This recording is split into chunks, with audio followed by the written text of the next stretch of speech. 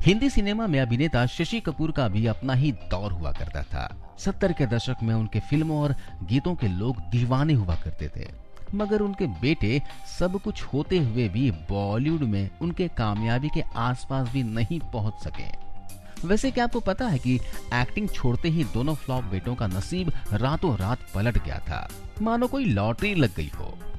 चलिए हम शशि के दोनों बेटों के फ्लॉप होने से लेकर उनका नसीब चमकने की पूरी कहानी सुनाते हैं। शशि कपूर जो मोहब्बत भरे हुए गीतों में बसे हुए थे, असल जिंदगी में भी उनको मोहब्बत हुई थी एक विदेशी लड़की से। जी हाँ, नाम था जेनिफर कैंडल। वो इंग्लैंड में रहती थी। शशि और जेनिफर ने 1958 में शादी कर ली थी। दोनों के 3 बच्चे हुए, कुणाल कपूर, करण कपूर और संजना कपूर। आइए सबसे पहले हम कुणाल कपूर की दिलचस्प कहानी जानते हैं। सबसे बड़े बेटे कुणाल कपूर का जन्म 26 जून 1959 को बंबई में हुआ था। शशि ने बॉम्बे इंटरनेशनल स्कूल में इनका एडमिशन करवा दिया। कपूर खानदान के वारिस थे तो एक्टिंग करनी है ये तो पता था, मगर उनका सपना अभिनय करना कभी नहीं था। मगर पिता शशि उनको हर हाल में एक्टर ही बनाना चाहते थे, इसलिए उनको 12th पास करते ही भेज दिया गया इंग्लैंड, जहाँ एक एक्टिंग स्कूल में उनका दाखिला करवा दिया गया। हालांकि जब वो 13 साल के थे तभी शशि कपूर ने उनको एक अंग्रेजी फिल्म में रोल दिलवा दिया था। फिल्म थी सिद्धार्थ और उसमें शशि ने अपने बेटे का किरदार उनको दे दिया था।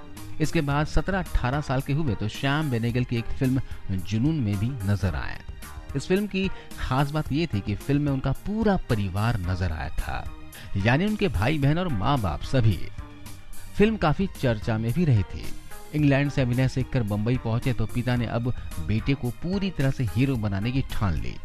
उनको लॉन्च करने का प्रयास शुरू किया। स्माइल श्रॉफ को डायरेक्टर बनाया गया।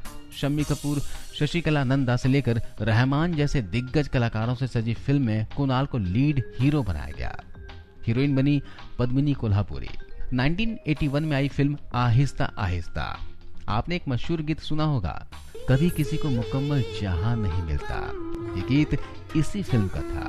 फिल्म हिट हो गई मगर कुणाल कपूर के करियर को कोई फायदा नहीं हुआ। खैर, शशि ने फिर जोर लगाया। 1982 में फिल्म आई विजेता। इसमें शशि ने अपने बेटे को भी साथ रखा। फिल्म तो चली मगर इसके बाद भी कुणाल को दर्शकों ने पसंद नहीं किया।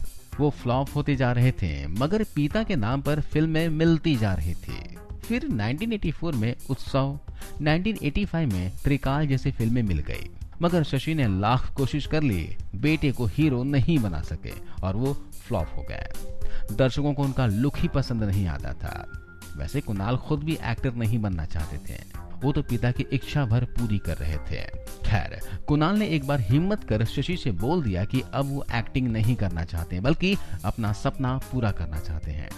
पिता थोड़े नाराज हुए मगर फिर मान गए। 1987 में कुणाल ने एक्टिंग छोड़ दी और जो काम शुरू किए उसने रातों रात उनका नसीब पलट कर रख दिया, जैसे कि लॉटरी लगी हो। असल में कुणाल का शौक एड प्रोडक्शन और डायरेक्शन की ओर था। इन्होंने एक्टिंग छोड़ी और 1987 में अपनी एक कंपनी बनाई। नाम रखा एड फिल्म वालास, जो अपनी कंपनी में बड़े बड़े देसी विदेशी ब्रांड के लिए एड बनाने लगे। गारमेंट से लेकर कारों तक एक से बढ़कर एक एड्स के जरिए वो कुछ ही सालों में एड फिल्म की दुनिया के बेताज बादशाह बन बैठे। भारत में जितनी भी ब्रांड की कारें बिकती हैं उनमें 90% एड उनकी कंपनी ने ही बनाए हैं। इन्होंने 800 से भी ज्यादा टीवी एड्स का निर्देशन किया है और भारत में एड फिल्मों के डायरेक्टरों में टॉप पर पहुंच गए। वो इतने मशहूर हो गए कि उनको विदेशों से भी विज्ञापनों के ढेरों ऑफर आने लगे। हिंदी फिल्मों का फ्लॉप एक्टर कुछ ही सालों में करोड़ों रुपए में खेलने लगा।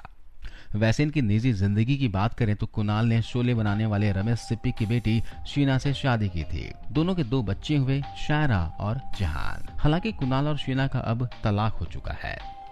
आइए बात करते हैं शशि के दूसरे बेटे करण कपूर के बारे में। 18 जनवरी 1962 को जन्मे करण कपूर पर भी एक्टर बनने का दबाव था। हालांकि ये खुद भी एक्टर बनना नहीं चाहते थे। वैसे करण किसी भी मायने में हीरो से कम नजर नहीं आते थे। लंबा कद, सुंदर चेहरा और गठीला शरीर, मगर किस्मत ने इनका साथ नहीं दिया। शशि कपूर ने अपने इस बेटे को बॉलीवुड का हीरो बनाने के लिए जान लगा दी थी। जब ये 16 साल के थे तभी इनको पहले फिल्म मिल गई थी जुनून, जिनमें पूरे परिवार के साथ नजर आए थे। शशि ठान चुके थे कि इस बेटे को तो हीरो बनाकर ही दम लेंगे। 1981 में इन्होंने एक फिल्म बनाई 36 चौरंगी लेन। इनमें अपनी बीवी जेनिफर और करण को भी रोल दिया, मगर अब तक करण कपूर हीरो बनकर बॉलीवुड में नहीं उतरे थे। 1986 में पूरी योजना के साथ उनको हीरो बनाकर उतारा गया। धर्मेंद्र, सनी देओल और श्रीदेवी जैसे सितारों से लदी फिल्म आई सल्तनत। जूही चावला के साथ करण हीरो बनकर आए। फिल्म तो चल गई लेकिन करण नहीं चल पाए। इसकी वजह भारतीय उनके भूरे बाल और विदेशी चेहरा पचा नहीं सके। वैसे ये बात शशि को भी समझ आ गई थी। इसी वजह से इन्होंने बेटे के बाल काले रंगवा दिए और फिर उनको उतारा, इस बार मंदाकिनी के साथ 1987 में उनको फिल्म मिली लोहा। मगर अफसोस, काले बालों में भी भारतीय दर्शकों को वो पसंद नहीं आए। दर्शक उनको विदेशी के तौर पर ही देखते रहे। अगले ही साल 1988 में शशि कपूर ने एक और फिल्म दिलवाई, अफसर, लेकिन करण फिर फ्लॉप साबित हुए। अब करण कपूर ने भी फैसला कर लिया कि अब वो एक्टिंग से संन्यास ले लेंगे। ये फैसला सुनाने के लिए वो पिता के पास पहुंचे तो पिता नाराज हो गए, मगर बेटे के फैसले के आगे हार मान ली। लेकिन एक्टिंग छोड़ना उनका नसीब चमका देगा, ये बात न तो शशि कपूर को पता था और न ही खुद करण को। हुआ ये कि उनको फोटोग्राफी का बहुत शौक था।